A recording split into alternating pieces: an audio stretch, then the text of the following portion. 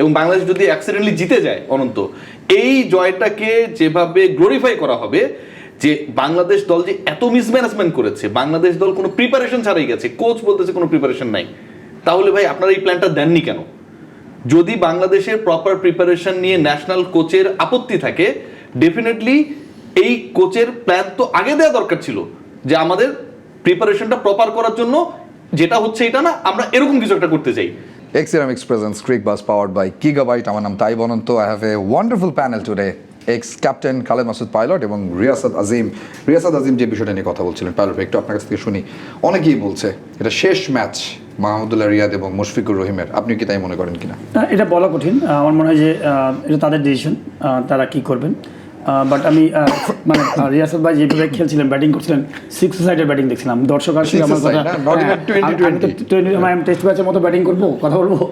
But আমি মনে করি যে দেখেন, আমাদের সিলেক্টরদের একটা বড় দায়িত্ব আছে, যে সিলেক্টরদের দায়িত্ব হচ্ছে যে সিলেক্টররা, সিনিয়র প্লেয়াররা তো অবশ্যই অনেক সম্মানের একটা জায়গা রাখে, এই 17-18 বছর খেলছেন, রিপ্রেজেন্ট করছেন বাংলাদেশ টিমকে, কিন্তু তারাও অনেক সময় দেখবেন যে বুঝতে পারছে না কোন সময় যে আমি রিটায়ারমেন্টে যাবো কি যাবো না। তার সাথে আমার মনে হয় খুবই ইম্পর্টেন্ট যে টেকনিক্যাল টিম হচ্ছে যে সিলেক্টর এবং প্লেয়ারের মধ্যে সুন্দর একটা আন্ডারস্ট্যান্ডিং থাকবে, যে সিলেক্টর একটা ভিউ দিয়ে দিবে যে আমি 6 মাস আমি তোমার অপশন পেয়ে গেছি, আমরা কিন্তু এই জায়গাটা পরিবর্তন করতে চাচ্ছি এবং নেক্সট ফিউচার প্ল্যান করছি, এই 6 মাসের মধ্যে তুমি একটা ডিসিশন নাও, আমরা কোন সময় তুমি তোমাকে সুন্দর সম্মানের সাথে আমরা বিদায় দিচ্ছি। আপনি ধরেন একটা কর্পোরেট জব করেন, একটা জায়গায় 30 বছর ধরে জব করেন, তো আপনি যাওয়াটা যেন সুন্দর স্মুথলি যেন সম্মানের সাথে হয়, সেটা ওই লোকটা তো চাইবে আরো 3 বছর চাকরি করতে। এক্স্যাক্টলি, ওই লোকটা আরো চাইবে আরো 4 বছর চাকরি করবে, বিকজ আমি তো 60 বছর হয়েছে, ঠিক আছে, আরো 65 পর্যন্ত চালাতে হবে, আমি তো সুস্থ আছি। কিন্তু কোম্পানি পেয়ে গেছে আরো কস্ট মিনিমাইজ করে কম দামে ভালো কোয়ালিটি নিউ জেনারেশন পেয়ে গেছে, তো নিউ জেনারেশনকে আরো 30 বছর আমি নিতে চাই। তো এইগুলো হচ্ছে আন্ডারস্ট্যান্ডিং ব্যাপার। তো সিলেক্টরদের ইম্পর্টেন্ট হচ্ছে সিলেক্টরদেরকে ওই জায়গাটার দায়িত্ব দিয়ে যে আমি তোমাকে এরকম চাচ্ছি, তুমি আমি মনে আমি বুঝতে পারছি না ক্লিয়ার জিনিসটা, কিন্তু সেই জিনিসটা আমার মনে কখনোই হয় নাই আমাদের ক্রিকেটে। না, আমাদের কালচারে এটা নেই। আমরা যদি দেখি যে টি-20 ওয়ার্ল্ড কাপ জেতার পরে রোহিত শর্মা এবং বিরাট কোহলি অবসর নিয়ে নিলেন, ওই জায়গাটা রিপ্লেসও হয়ে গেল। আপনি দেখবেন তাই ভাই, আমার মনে হয় যে তাদের পিছনেও কিন্তু এরকম মানুষ আছে যারা হয়তো সিলেক্টরদের সাথে কথাবার্তা বলছে, সিলেক্টররা তো ভিউ দিয়েছে, বিকজ ওই গার্ডসটা থাকতে হবে আপনার, যেটা একটু আগে অফিয়ারে বলছিলাম। কিন্তু আমাদের এই কালচারটা নেই কেন? এইখানে তো ধরেন এই জায়গায় বিরাট কোহলি বা রোহিত শর্মা জয়ের সাথে সরাসরি লিঙ্ক না, যে সে খেলবে কি খেলবে না, বা জয় ভাই এটা করে দে, এরকম টাইপের ব্যাপারটা না, ঠিক আছে। তো আমাদের তো হচ্ছে সবসময় এটা হয়েছে, আহমদ মুস্তফা কামালের সময় হয়েছে, আপনি দেখছিলেন যে সাকিব তাইম একটা পায়ের কাছে বসে আছে, মানে কি তার মানে একটা স্পেশাল রিলেশনশিপের জায়গা আছে। পাপন ভাই সময় এটা ওপেন সিক্রেট ছিল, পাপন ভাই বলে দিত কোন টিম খেলবে কোন টিম খেলবে না, সিলেক্টরের কোনো খাওয়াই নেই। এখন ফারুক ভাই তো আমাদের হচ্ছে নিজেদেরই আত্মীয় স্বজন কাছাকাছি লোক, ঠিক আছে। তো এই যে ব্যাপারটা, এই যে প্রফেশনালিজমের অভাব, বাস্তবতা এটা পাইলট ভাই এটা অস্বীকার করবে না, এটা হচ্ছে সবচেয়ে বড় সমস্যা। পাইলট ভাইকে যদি আজকে আপনি সিলেক্টর বানিয়ে দেন, উনি একটা টিমে ম্যানেজার ছিলেন, তো নিউজিল্যান্ডে বাংলাদেশ গিয়েছিল, এখানটায় এমন একটা ব্লক করা থাকে, বুঝছেন, যে সিনিয়র ক্রিকেটার মানে হচ্ছে তারা নবী রাসূলের পরেই, বুঝছেন, এমন একটা সিচুয়েশন যেখানটায় আপনি ম্যানেজার হন, আপনি সিলেক্টর হন, আপনি টিমের শেপ দ্য মিশন হন, আপনার কোনো খাওয়া নেই, বোর্ড ডিরেক্টরও শেপ দ্য মিশন হয়ে যায়, কিন্তু ডিসিশন মেক করে ক্রিকেটার এবং পাপন ভাই মিল্লা। তো এই ঘটনা যখন ঘটে তাই অনন্ত, তখন তো আসলে এখানে হেলদি কোনো এনভায়রনমেন্ট থাকে না। জব ডেসক্রিপশন বলে একটা ব্যাপার আছে, আবার হায়ারার্কি বলে একটা ব্যাপার আছে। এই দুইটা ব্যাপারকে যদি আপনি এনশিওর করতে না পারেন, যে কোনো প্রতিষ্ঠান ফল করার জন্য বাধ্য। আমি সবকিছুকে ধরেন এক পাশে সরিয়ে শুধু বাংলাদেশ পাকিস্তান ম্যাচটাকে যদি দেখি, চান্সেস কতটুকু দেখেন বাংলাদেশের আজকে জেতার? এটাই তো আসলে ভুয়া টিম, বুঝছেন, আমি চান্স দেখি না অনেস্টলি বাংলাদেশের। মানে আপনি যদি এখন চান্স দেখেন, আশাবাদী হয়ে যদি এই কথা বলি, এবং বাংলাদেশ যদি অ্যাক্সিডেন্টলি জিতে যায় অনন্ত, এই জয়টাকে যেভাবে গ্লোরিফাই করা হবে যে বাংলাদেশ দল যে এত মিসম্যানেজমেন্ট করেছে, বাংলাদেশ দল কোনো প্রিপারেশন ছাড়াই গেছে, কোচ বলতেছে কোনো প্রিপারেশন নাই, তাহলে ভাই আপনারা এই প্ল্যানটা দেননি কেন? যদি বাংলাদেশের প্রপার প্রিপারেশন নিয়ে ন্যাশনাল কোচের আপত্তি থাকে, ডেফিনেটলি এই কোচের প্ল্যান তো আগে দেওয়া দরকার ছিল যে আমাদের প্রিপারেশনটা প্রপার করার জন্য, যেটা হচ্ছে এটা না, আমরা এরকম কিছু একটা করতে চাই, আগে দেননি কেন? আপনি প্রিপেয়ার্ড না, আপনি খেলার পর টের পায় যদি বলেন সংবাদ সম্মেলনে যে আমি প্রিপেয়ার্ড না বা আমাদের প্রিপারেশনটা প্রপার হয়নি, এটাও আনপ্রফেশনাল। আমরা একটু যদি আপনার দায়িত্ব থাকতো আজকের টিমটা, আপনি আজকের টিমটা কিভাবে সাজাতেন? কে বাদ পড়তো? কে? আমার দায়িত্বে থাকলে আমি সৌম্য সরকারকে ব্যাক করাতাম তার জায়গায়, মুশফিকুর রহিমকে ডেফিনেটলি আমি ড্রপ করতাম, আর নাসুম আহমেদকে একটা আমি সুযোগ দেওয়ার চেষ্টা করতাম। রিশাদকে সরিয়ে দিতাম। আমি একটু অ্যাড করবো অন্য একটা ব্যাপারে, যেটা হচ্ছে যে উনি যেটা বলছিলেন যে প্রিপারেশন নাই, এবং আমি ওনার সাথে একদমই একমত যে প্রিপারেশন নাই। প্রিপারেশন কিন্তু বোর্ড ডিরেক্টর করবে না, প্রিপারেশন কিন্তু বোর্ড প্রেসিডেন্ট করবে না, প্রিপারেশন করবে হচ্ছে যে টেকনিক্যাল টিম, মানে কোচ, কোচিং স্টাফ, তারা যে লম্বা যে ক্যালেন্ডার পায়, যে 1 বছর 2 বছরের ক্যালেন্ডারটা পায়। সাপোজ সিলেট ডিভিশনে কী ধরনের ডেভেলপমেন্ট হবে, সিলেটের ওখান থেকে প্রপোজাল আসবে, এসে হেডকোয়ার্টার আসবে, ঠিক না, অর্থ মন্ত্রণালয় বা প্ল্যানিং মিনিস্ট্রি আসবে, সেখান থেকে এই বরাদ্দটা পাস হবে এবং ডেভেলপমেন্টের কী কী পারপাসে দরকার আছে সে পাস হবে।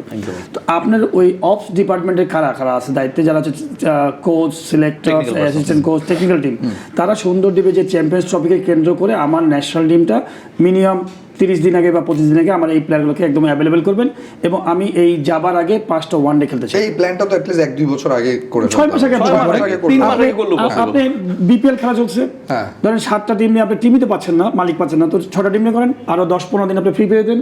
আচ্ছা পেলেন না, ঠিক আছে 7টা টিমে করছেন, ঠিক আছে বিপিএল খেলা চলবে, আমার এই 15টা প্লেয়ার বিপিএল খেলবে না, আস্তে করে আউট। বিপিএল খেলা অবস্থায় মাঝে শেষে এই কোশ্চেন রেজ করলে তো বোর্ড বলবে আমরা মাত্র দায়িত্ব নিয়েছি, আমরা কখন করব এই প্ল্যান?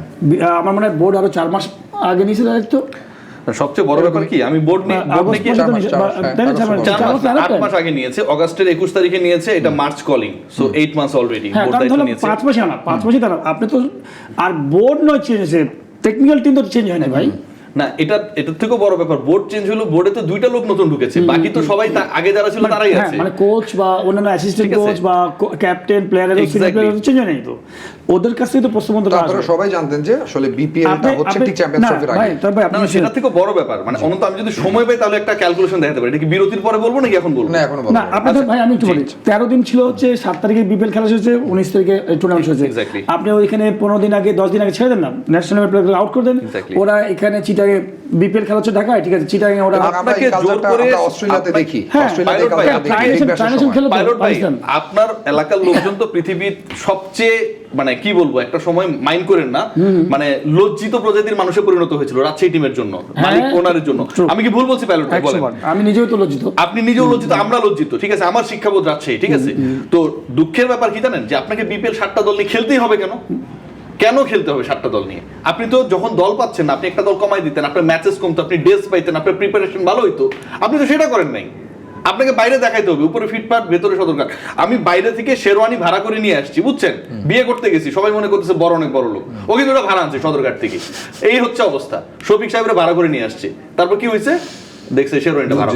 আর সবচেয়ে বড় কথা, আপনি বিপিএল কেন খেলাচ্ছেন? বিপিএল খেলাচ্ছেন যে আপনি এখান থেকে বেশ কিছু প্লেয়ার ন্যাশনাল টিমে কি করে আসবে, ন্যাশনাল টিমকে বেস করে। তো ন্যাশনাল টিমের প্ল্যান কি? চ্যাম্পিয়ন্স ট্রফি, এটা তো 2 বছর পর পর একটা হবে, তো চ্যাম্পিয়ন্স ট্রফিকে চিন্তা করে তো সমস্ত প্ল্যান হবে। তো চ্যাম্পিয়ন্স ট্রফির জন্য আপনি যেমন ধরেন suppose Pakistan, south Africa, New Zealand খেলছে ট্রাইনেশন, এদিকে ইংল্যান্ড খেলছে ইন্ডিয়ার সাথে, ওরা প্রিপারেশন খেলছে, কিন্তু সবাই খেলছে। তাহলে আপনি যেহেতু অ্যাভেলেবল টিম কারা থাকতে পারে, আফগানিস্তান আছে, শ্রীলঙ্কা আছে, বা হয়তো পাকিস্তানের এই টিম, আমার ওয়ানডে থাকতে হবে, হ্যাঁ পাকিস্তান এই টিমকে রাখবেন, শ্রীলঙ্কায় এই টিমকে রাখবেন, দরকার আমি চিটাগাংয়ে যে 5টা ওয়ানডে খেলবো, একদম প্রপার ম্যাচ খেলবো, যে ম্যাচটাতে আমার মেইন টিমটাকে সেট করে ফেলবো। এক্স্যাক্টলি, জি, এটা তো গেল বোর্ডের পার্টটা, কিন্তু দিন শেষে খেলাটা তো আসলে মাঠের, এবং টি20 থেকে গিয়ার চেঞ্জ করে ওয়ানডেতে যাওয়ার মতো অ্যাবিলিটি কি বাংলাদেশ দলের এখনো হয়নি পাইলট ভাই? না, একটা হচ্ছে যে দেখেন রোহিত শর্মা, বিরাট কোহলি, এনারা হচ্ছে টপ কোয়ালিটি প্লেয়ার, ওদের ডোমেস্টিকটা এত ভালো স্ট্রাকচার, এরা সুইচ অন সুইচ অফ বলে একটা কথা আছে। দাম করে শাহরুখ খানের কথা বলি, শাহরুখ খান নর্মালি এটা বলি, শাহরুখ খানকে দিবেন অ্যাকশন মুভি, ধাপ করে এখনই অ্যাকশন মুভির শুটিং করে ফেলতে পারবে, কি আবার একদিন পরে দিবেন যে রোমান্টিক মুভি, রোমান্টিক করে ফেলতে পারবে। এনারা এইসব প্লেয়াররা, রোহিত শর্মা, বিরাট কোহলি, এত নিচের থেকে এমনভাবে বেড়ে উঠেছে, ওদের কালচারটা 50 বছর 100 বছর কালচারটা এমনভাবে বেড়ে উঠেছে, ওরা সাদাতে কিন্তু চেঞ্জ করতে পারে। আমার তো ডোমেস্টিক তো আপনি ধরেন একদম পোর্ট ডোমেস্টিক। আপনি এই যে বিপিএল খেলা খেলেছেন, বিপিএলে 7টা টিম, 7টা টিমের মধ্যে বিপিএলে যে বিদেশি প্লেয়ারগুলো নিয়ে আসছেন, সেই বিদেশি প্লেয়ারগুলো আমি বলবো যে ওই লেভেলের না, ইন্টারন্যাশনাল লেভেলের না, মিগুয়েল কামিন্স লেভেলের। আপনি যেগুলো সব রিজেক্ট প্লেয়ারগুলো এসে খেলতে, এবং এই প্লেয়ার একটাও আইপিএলে খেলার মতো না, একটাও দেশে খেলার মতো অনেক প্লেয়ার পৃথিবীর কোন লিগে খেলার মতো না। মিগুয়েল কামিন্স 6 বছর পরে ক্রিকেটে নামছে, মাস্টার্স কাপ খেলবে বা লিজেন্ড কাপ খেলবে, এইসব প্লেয়াররা, এদেরকে নিয়ে আপনি বিপিএল খেলেন। তাসকিনের মতো বোলার 7টা টিমে যদি একটা থাকে না, না তারপরে বোলার কই? আমার ব্যাটসম্যান যারা ওপেনিং ওয়ান ডাউন খেলবে, তারা তো বিপিএলে 120 বলের মধ্যে 60 বল, একটা টিমে একটা প্লেয়ার ধরেন 60 বল খেলবে, তার মধ্যে 30 বল 40 বল খেলে ধরেন আউট হয়েছে, তো 30 বলের মধ্যে তো 25টা বলে লুজ বল পেয়েছে। তো ওইখানে তো ছোট মাঠ, আপনি পিপলে ছোট মাঠ করেছেন রান করার জন্য, তো ছোট মাঠে রান করেছেন 70, 30 বলে, 40 বলে, ওখানে তো খেলবেন আপনি সামিকে, আপনি তো বেস্ট 5টা বল সবচেয়ে বড় ব্যাপার বিপিএল কে সাকসেসফুল করা নিয়ে, একটা ঘরোয়া টুর্নামেন্টকে সাকসেসফুল করা নিয়ে যতটুকু হাইপ ছিল, ইচ্ছা ছিল, প্ল্যান ছিল, বাংলাদেশ ইন্টারন্যাশনাল এক্সপোজার পাবে যেখানটায়, ওইটা নিয়ে আসলে কোনো পরিকল্পনা ছিল না।